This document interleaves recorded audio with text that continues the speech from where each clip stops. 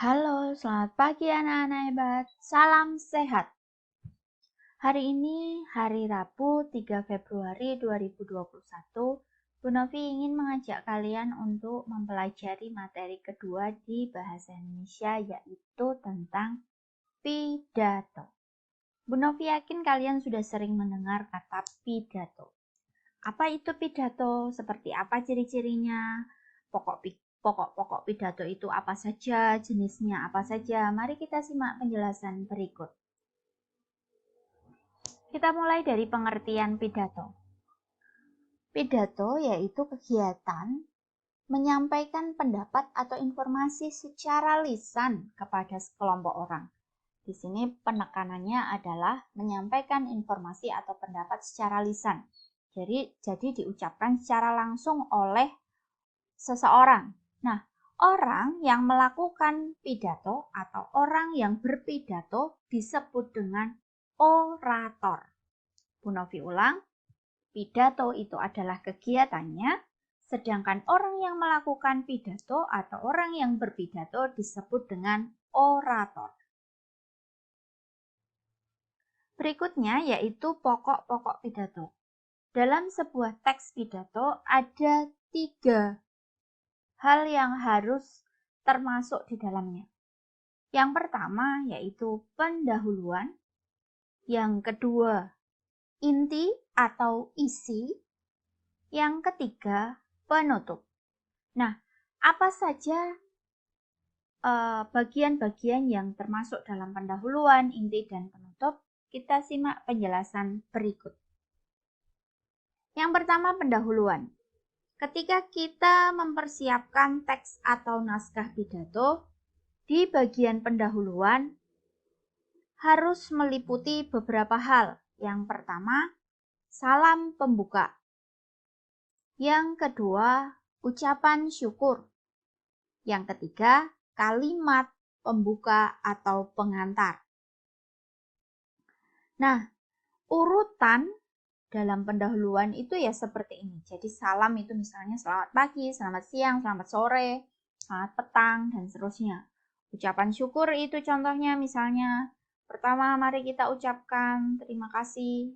Pertama mari kita ucapkan puji syukur kehadirat Tuhan Yang Maha Esa karena kita telah diberikan rahmat-Nya sehingga kita dapat berkumpul di tempat ini dengan selamat. Misalnya seperti itu. Kalimat pembuka misalnya, pada saat ini kita sedang mengalami pandemi COVID-19 yang mengakibatkan pendidikan tidak bisa berjalan seperti sebelumnya. Pendidikan yang biasanya berjalan atau berlangsung di sekolah harus dilaksanakan di masing-masing rumah peserta didik misalnya, dan seterusnya. Itu bagian pendahuluan. Berikutnya yang kedua yaitu bagian inti. Bagian inti itu berisi tentang maksud utama dari adanya pidato tersebut. Tergantung jenis pidato itu pidato apa. Jika pidatonya tentang perpisahan anak kelas 6 misalnya, maka isinya bisa berupa seperti contoh berikut.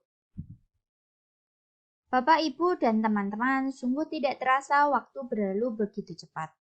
Kurang lebih 6 tahun kami belajar dan menimba ilmu di sekolah ini. Kini akhirnya hari kelulusan itu tiba. Bapak, Ibu guru, karyawan SD Tarakanita Ngebisan yang kami kasihi, saya selaku wakil dari kelas 6 mengucapkan terima kasih atas semua jasa yang telah dilimpahkan kepada kami semua, sehingga kami dapat menimba banyak ilmu di sekolah ini. Dan seterusnya, sampai akhirnya dia menyelesaikan isi dari pidato sambutan atau pidato singkat untuk acara perpisahan kelas 6. Bagian yang ketiga yaitu penutup. Apa saja yang ada di dalam penutup? Yang pertama adalah kesimpulan. Yang kedua adalah ucapan terima kasih. Yang ketiga adalah permohonan maaf. Dan yang keempat adalah salam penutup. Contoh bagian penutup untuk pidato singkat saat acara perpisahan kelas 6. Seperti berikut. Akhir kata, saya dan teman-teman ingin mengucapkan selamat tinggal. Kami tidak akan pernah melupakan sekolah ini. Sekian dari saya, terima kasih. Nah, itu tadi hanya contoh. Kata-kata dan susunannya tidak harus sama persis dengan yang Bu Novi sampaikan. Karena tentu masing-masing orang mempunyai susunan kalimat yang berbeda-beda. Gaya bahasanya pun berbeda-beda. Berikutnya yaitu mengapa pidato itu dibuat. Pidato itu dibuat dengan beberapa tujuan. Yang pertama, memberikan informasi. Jadi pidato itu dilakukan agar orang lain mendapat informasi. Yang kedua adalah mengajak atau mempengaruhi. Pidato tersebut bertujuan untuk mengajak orang atau mempengaruhi orang untuk melakukan sesuatu. Yang ketiga yaitu untuk menghibur. Sedangkan yang keempat adalah untuk memberikan motivasi. Itu tadi keempat tujuan dari pidato. Nah, apa ciri-ciri pidato yang baik? Pidato dapat dikatakan dengan baik jika yang pertama, materinya jelas. Tidak berbelit-belit, langsung pada intinya dengan disertai data dan fakta yang ada. Yang kedua, tadi sudah Bu Novi sebutkan, isi materi itu benar sesuai kenyataan, tidak hanya hayalan atau imajinasi dari oratornya. Yang ketiga, pidato yang baik itu adalah pidato yang mampu menarik pendengar atau audiens. Yang keempat adalah teknik berbicara yang baik. Teknik berbicara yang baik itu tentu ada beberapa ciri. Yang pertama adalah intonasi, atau artinya adalah tinggi rendahnya nada pada kalimat. Yang kedua adalah artikulasi, yang artinya adalah kejelasan dalam melafalkan bunyi bahasa. Dan yang ketiga adalah volume yang jelas. Volume itu berkaitan dengan kuat lemahnya suara yang dikeluarkan saat mengucapkan kata atau kalimat. Demikian tadi ciri-ciri pidato yang baik. Berikutnya kita akan membahas tentang metode berpidato. Metode atau cara ketika seseorang ingin berpidato. Ada 4 metode berpidato. Yang pertama adalah metode naskah.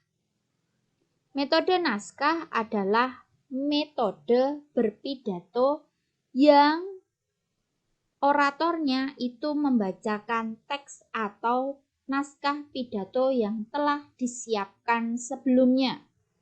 Jadi kalau misalnya kalian sudah membuat teksnya, kemudian kalian membacakan teks tersebut, maka kalian berpidato menggunakan cara naskah. Yang kedua adalah metode ekstemporan.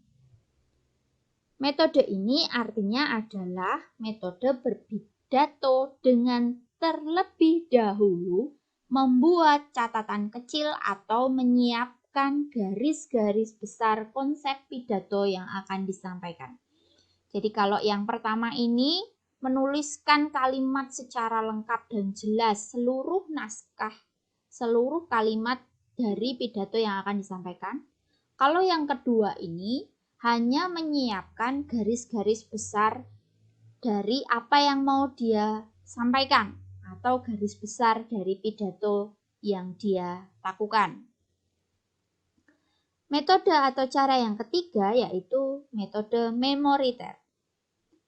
Metode ini artinya adalah metode berpidato yang dilakukan dengan cara menyampaikan isi naskah pidato yang telah dihafalkan terlebih dahulu. Metode ini juga disebut dengan metode menghafal. Jadi kalau yang pertama tadi sudah menyiapkan teks atau naskah pidatonya dan dibacakan atau teks itu dibawa ketika dia berpidato. Kalau yang memoriter ini, dia sudah menyiapkan naskah pidato, tetapi ketika berpidato dia tidak membawa. Mengapa? Karena dia sudah menghafalkan teksnya. Begitu. Metode yang keempat yaitu metode impromptu. Artinya adalah metode berpidato yang dilakukan secara spontanitas atau serta-merta. Jadi tidak ada persiapan terlebih dahulu. Tanpa teks dan tidak ada persiapan garis besar ataupun menghafalkan naskah pidatonya. Jadi langsung saat itu juga. Demikian tadi 4 metode berpidato. Berikutnya adalah jenis-jenis pidato berdasarkan isinya. Berdasarkan isinya, pidato itu ada 6 jenis. Yang pertama adalah pidato pembukaan, di mana pidato ini disampaikan pada awal sebuah acara. Biasanya dibawakan oleh pembawa acara. Kalau kalian sering melihat acara-acara penghargaan di televisi, biasanya pembawa acara itu di depan akan membuka acara. Nah, itu adalah contoh pidato pembukaan. Yang kedua adalah pidato pengarahan. Pidato ini bertujuan untuk mengarahkan suatu pertemuan. Jadi misalnya ada pertemuan, kemudian ada seorang orator yang mengarahkan bahwa nanti jalannya acara atau jalannya pertemuan itu nanti seperti ini, seperti ini, seperti ini, dan seterusnya. Yang ketiga adalah pidato sambutan. Nah, ini saya yakin kalian sering mendengar. Misalnya kalian sedang mengikuti perayaan acara 17 Agustus misalnya. Atau kalian sedang mengikuti upacara atau perayaan keagamaan. Biasanya di situ diselipi dengan pidato sambutan. Pidato ini disampaikan oleh orang penting dalam sebuah acara dan dilakukan secara berurutan. Jadi kalau yang melakukan pidato itu lebih dari satu, berurutan. Yang keempat adalah pidato peresmian, di mana pidato ini isinya melaporkan sebuah kegiatan. Pidato laporan, dan yang terakhir adalah pidato pertanggungjawaban. Tentu ini isinya adalah tentang bentuk laporan pertanggungjawaban.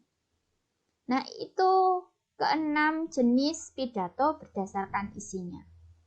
Semoga dapat dipahami. Yang berikutnya adalah langkah-langkah menyusun pidato. Ada beberapa langkah yang perlu kita lakukan untuk menyusun teks pidato agar teks itu baik, bisa dikatakan baik. Yang pertama adalah menentukan tema atau masalah yang akan kita angkat atau kita bicarakan. Yang kedua adalah mengumpulkan atau mencari bahan. Ingat, ciri pidato itu harus sesuai kenyataan atau benar atau fakta. Maka kita perlu mencari bahan.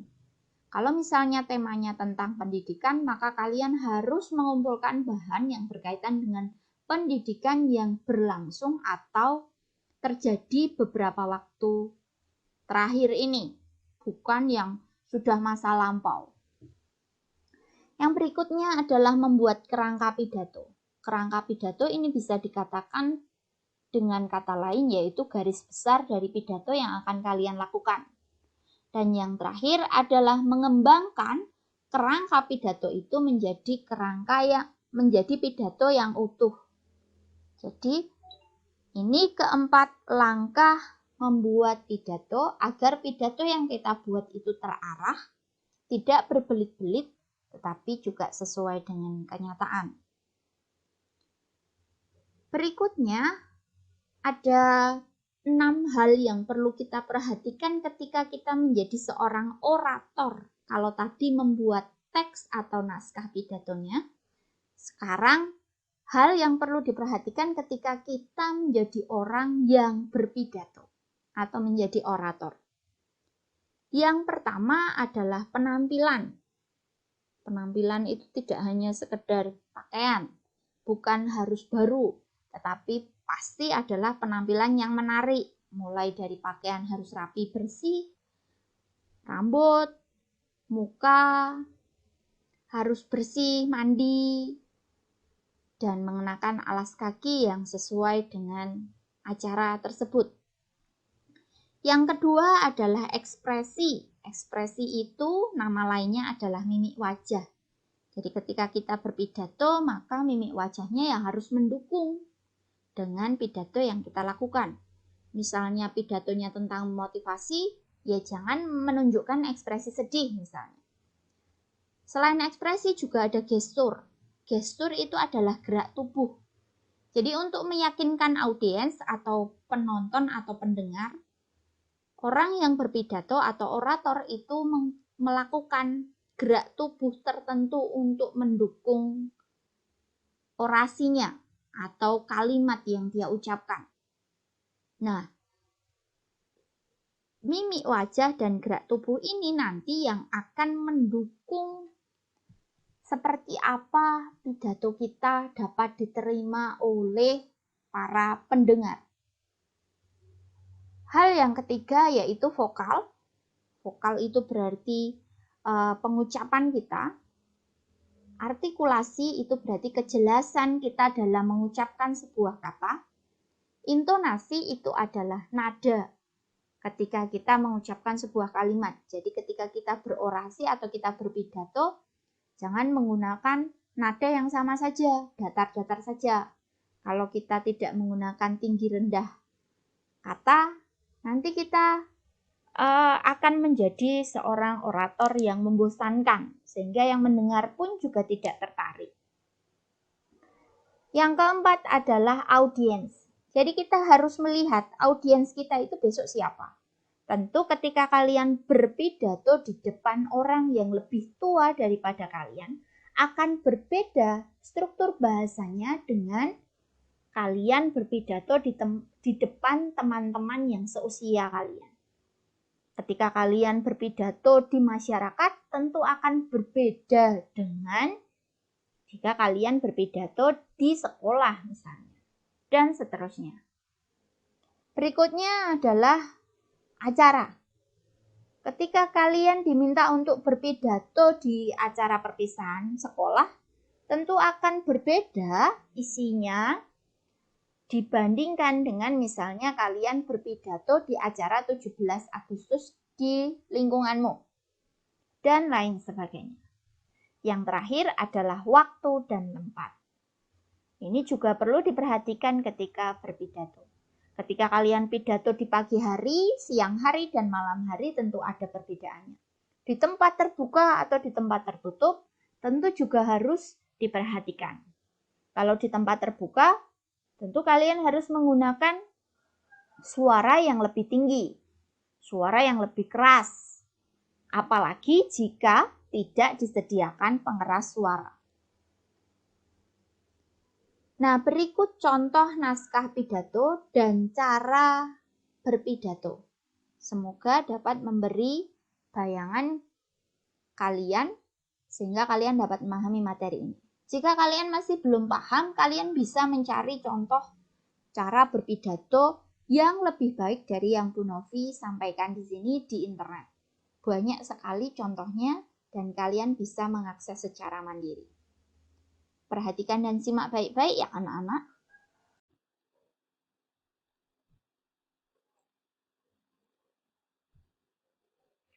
Para hadirin yang terhormat, selamat pagi.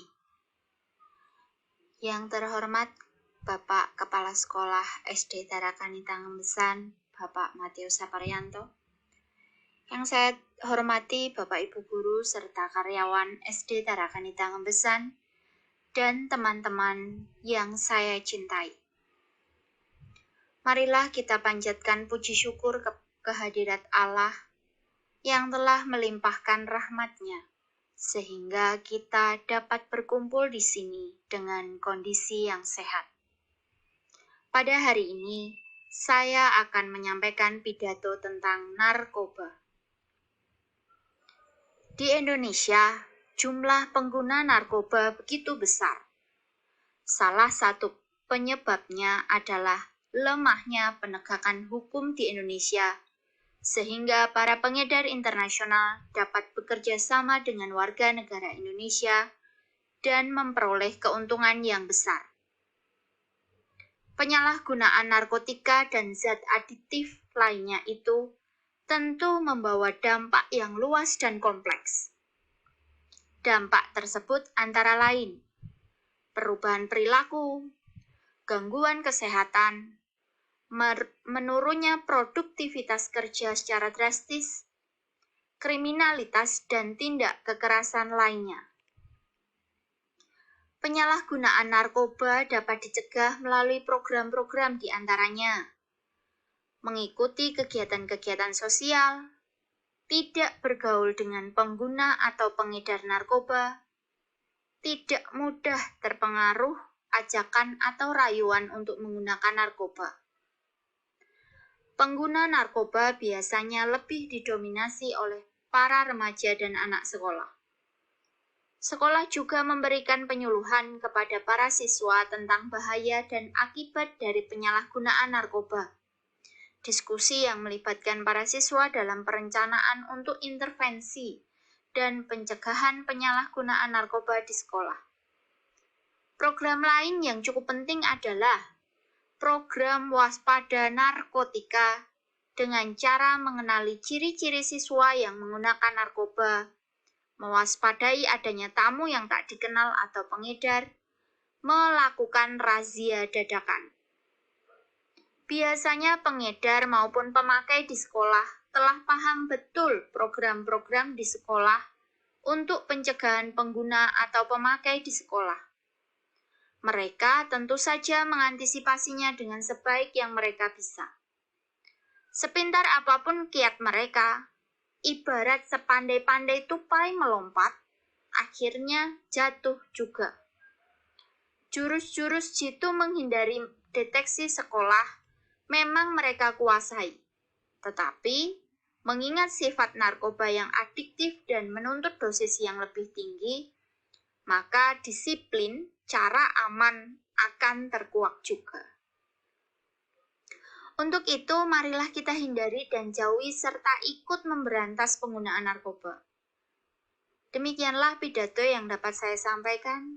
Apabila kesalahan dalam bertutur kata, saya mohon maaf. Atas perhatian Bapak, Ibu, dan teman-teman, saya ucapkan terima kasih. Selamat pagi. Baik, itu tadi contoh berpidato. Temanya adalah tentang narkoba. Nah, tugas kalian hari ini yaitu carilah satu teks atau naskah pidato. Kalian boleh mencari di mana saja yang kalian bisa temukan. Bisa di internet, bisa di buku, atau kalian mempunyai surat kabar, atau kalian mempunyai majalah yang di dalamnya ada teks atau naskah pidato. Sekali lagi, cari satu teks atau naskah pidato. Tema bebas. Jadi, temanya menyesuaikan dengan apa yang kamu inginkan. Yang kedua, kalian baca setelah kalian temukan, setelah kalian cari dan temukan tadi, kalian baca teks tersebut atau naskah pidato yang kalian temukan itu, kemudian kalian edit itu kalian perbaiki sesuai dengan kondisi dan kebutuhanmu. Mengapa? Karena nanti akhirnya teks tersebut akan kalian gunakan untuk praktek. Jadi praktikkan teks tersebut, kemudian kalian rekam. Jadi teks yang kalian praktekkan itu adalah teks yang sudah kalian edit. Jadi bukan mencari kemudian langsung mempraktekkan, tidak. Tetapi mencari, kalian baca, kalian pelajari teks tersebut, kemudian kalian edit, kalian perbaiki sesuai kebutuhanmu. Setelah itu kalian praktekkan teks tersebut, kemudian kalian rekam. Rekamannya dalam bentuk pidato, dalam bentuk video, agar Bu Novi bisa melihat ekspresi dan gestur tubuh kalian. Kemudian video tersebut kalian kumpulkan kepada Bu Novi Bu Novi beri waktu sampai hari Jumat tanggal 5 Februari 2021. Jadi sekali lagi Bu Novi ulang, tugas kalian adalah mencari satu teks atau naskah pidato, kemudian teks naskah pidato itu kalian baca, kalian perbaiki sesuai dengan kebutuhan yang kalian perlukan, kemudian prakteklah berpidato menggunakan teks tersebut, kalian rekam dalam bentuk video, videonya dikirimkan kepada Bu Novi paling lambat hari Jumat tanggal 5 Februari 2021. Demikian tadi penjelasan dan tugas kalian hari ini untuk materi Bahasa Indonesia. Selamat belajar, selamat mengerjakan, tetap jaga kesehatan anak-anak, dan jangan lupa tetap patuhi protokol kesehatan. Terima kasih dan sampai jumpa lagi.